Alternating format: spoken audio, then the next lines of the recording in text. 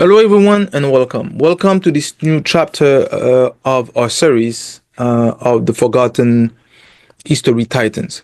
We generally unearth history's hidden giants, people who left a positive mark in our history and civilization. But today we'll do something slightly different. Well, as I promised, we'll do today a portrait of Niccolò Machiavelli, the dark history titan of power.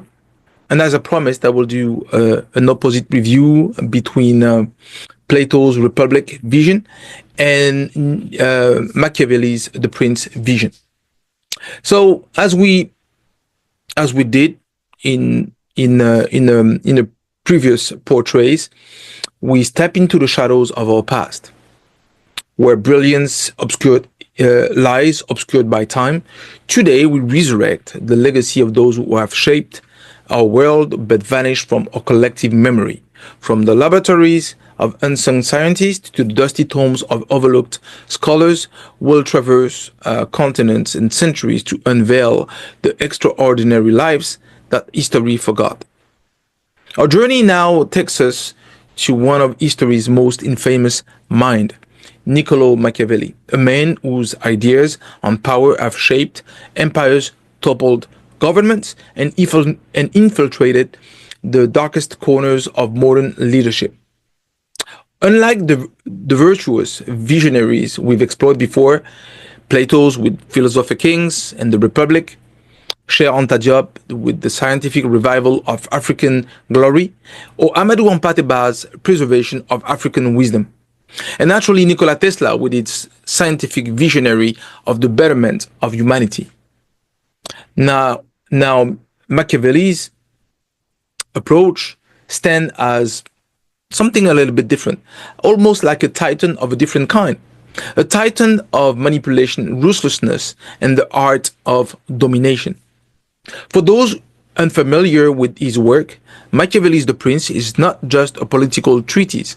It is a manual for tyranny, written in 1513. It strips away all pretense of morality, arguing that rulers must be willing to lie, deceive, and even kill to maintain control and access to power. His philosophy, the ends justify the means. I'm sure you've heard that phrase many times, as I did. Machiavelli's influence is actually everywhere. In politics, where leaders manufacture crises to consolidate power, as we see now in different countries, especially in France. In corporate boardrooms, where CEOs crush dissent and reward loyalty over competence. And even in social dynamics, where manipulation is often rewarded over integrity. His principles are simple: fear over love, deception of honesty, control over justice. They have become the unspoken playbook for those who seek power at any cost.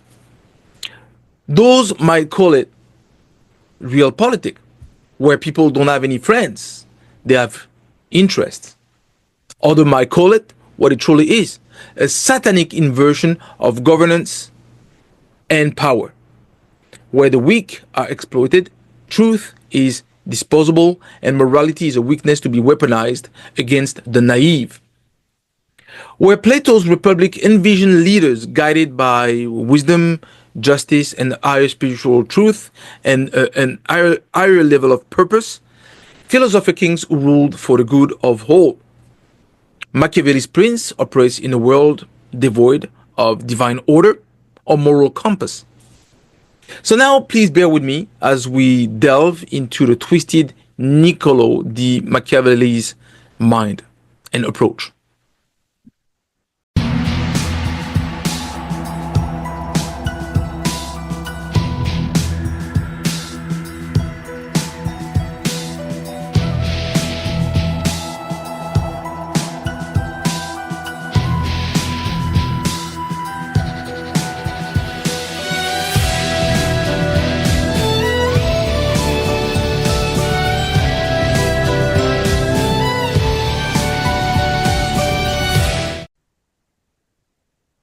Now, guys, let's have a proper introduction of Niccolò Machiavelli. So I've said a little bit about his work and his approach, but now let's introduce the man. So Niccolò Machiavelli was born in 1469 and died in 1527. The Florentine diplomat and political theorist remained one of history's most controversial thinkers.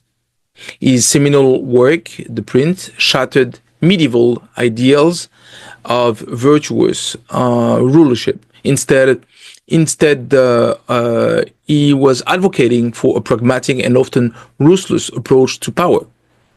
On the opposite side, Plato's Republic envisioned philosopher-kings, governing with wisdom, justice, honesty. Machiavelli dismissed morality as secondary to control and power, declaring that it is better to be feared than loved. The portrait that we will do today will examine Machiavelli's life is called Realism and his enduring influence on politics and corporate leadership. We then contrast his vision with Plato's idealistic, republic approach, exposing a fundamental divide. Should power serve righteousness, or is power itself the ultimate virtue or goal?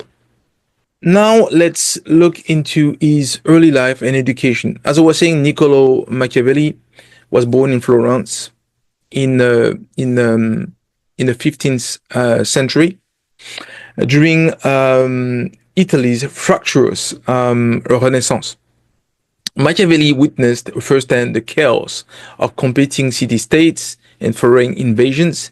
His education in Latin classics and exposure to Florentine politics under the Medici family shaped his cynical world view. After the Medici were exiled in 1494, Machiavelli rose as a diplomat, negotiating with figures like Cesare Borgia, a ruthless prince who later became the archetype of the prince. Now, guys, let's look into his academic work and naturally the prince. So Machiavelli's exile in 1512, following the Medici's return, spurred him to write The Prince. The treatise rejected Platonic idealism, arguing that rulers must prioritize power over morality. What were the key principles? The end justified the means, while the success is established with the state stability, which legitimizes deceit, violence, and betrayal. So, fear of love, it is better to be feared than loved to deter rebellion. And adaptability, a leader must act as both a fox, using the cunning way, and as a lion, using forceful and strength approach. Machiavelli idolized Cesare Borgia, whose brutal consolidation of power in Romania exemplified his ideals. Borgia's use of mercenary, strategic marriages, and public execution mirrored Machiavelli's advice. However, Borgia's downfall, triggered by his father Pope Alexander VI's death, highlighted the fragility of power tied to fortune. Now, what is The Prince? The Prince is actually a manual for Realpolitik. Machiavelli's The Prince is a radical departure from classical political thought, where the key elements include the end justify the means, as we said on multiple occasions. Lying, manipulation, and even murder are permissible if they secure stability of the state. Fear of love. A ruler should prioritize being feared to prevent rebellion over being loved, which invites exploitation. So the illusion of virtue, appearing morally upright, is useful, but true morality is a liability. Controlled cruelty, violence, if decisive and swift, prevent prolonged disorder. Now, what can we say about the influence of Machiavelli's vision on his contemporaries, but also the modern political and corporate legacy? Now, what we can say is naturally Cesare Borgia, the model for the prince, actually embodied Machiavellian tactics, assassinating rivals, manipulating allies, and using the spectacle, like executing his own disloyal general, to instill terror. As well, the Medicis and the European monarchs, many rulers adopted Machiavelli's tactics, though only a few of them admitted it publicly. The term Machiavellian became actually an insult, but in reality, they were using this approach on a daily basis. Now, on the modern politics and corporate legacy, what we can say is politics today. Most of the leaders today often employ Machiavellian tactics, media manipulation, divide and rule strategies, and scapegoating. Most of politicians naturally claim that the book is actually close to the bed. The book close to the bed was actually The Prince. Now, the corporate Machiavellian tactics. Many CEOs surround themselves with yes men, suppress dissent, and prioritize short-term gain over ethics. Typically, we can see that in tech leaders, often manipulation and also surrounding yourself with people that share your vision or are simply yes men is a natural way to ensure that you have a loyal surrounding ecosystem. And it exists in the same way that the people that are below the CEO also recruit people that are yes men. So as a result, you have a dry up of innovation, vision, and competence. And you have now, in the tech environment today, you have less and less, innovation. People tend to copy one another, but there's no clear cut innovation, clear cut invention anymore. Now, if we attempt to do something, Machiavelli's versus Plato, two visions of power. So first of all, we can naturally say, what is the purpose of power in the view of Machiavelli's and the Prince? It is about control, stability, retaining power, and survival. On the other side, what is the view of Plato? Justice, wisdom, communal good, the betterment of society. What is the moral compass on Machiavelli's The Prince? Power justifies itself. So the goal of his power is the goal. So on Plato's view, he's saying that the leaders must be morally enlightened. So they must be visionary. What is the ideal leadership on the Machiavelli's side of it? You are to be a cunning, like the fox, but you need to show strength. You have to demonstrate strength and violence as a lion to establish dominance. On Plato's side, the king is actually a philosopher. He's wise, selfless, and he has a certain vision for the betterment of society. Spiritual dimension. What about the Machiavelli's The Prince? None. There's no spiritual dimension. Politics is purely earthly, is really pragmatic. This is what we call it realpolitik. Now, on Plato's side, the Republic, the leaders must contemplate the form of the good, divine truth. There is an upper layer on top of what is earth and the condition of humans. And there's a condition that is a spiritual condition of the world that is encompassing the human world. So in that case, the leaders must be able to contemplate this distinction, and he's a visionary. So as you can see, this is a real spiritual divide. Plato's philosopher-kings derive authority from the knowledge of the theory of forms, eternal ideals like justice and truth that exist beyond the material world. The rule aligns society with cosmic order, blending governance with spiritual duty. Machiavelli, by contrast, dismissed completely metaphysics. His prince operates in the godless world, where power is its own justification, and any means to retain power is important.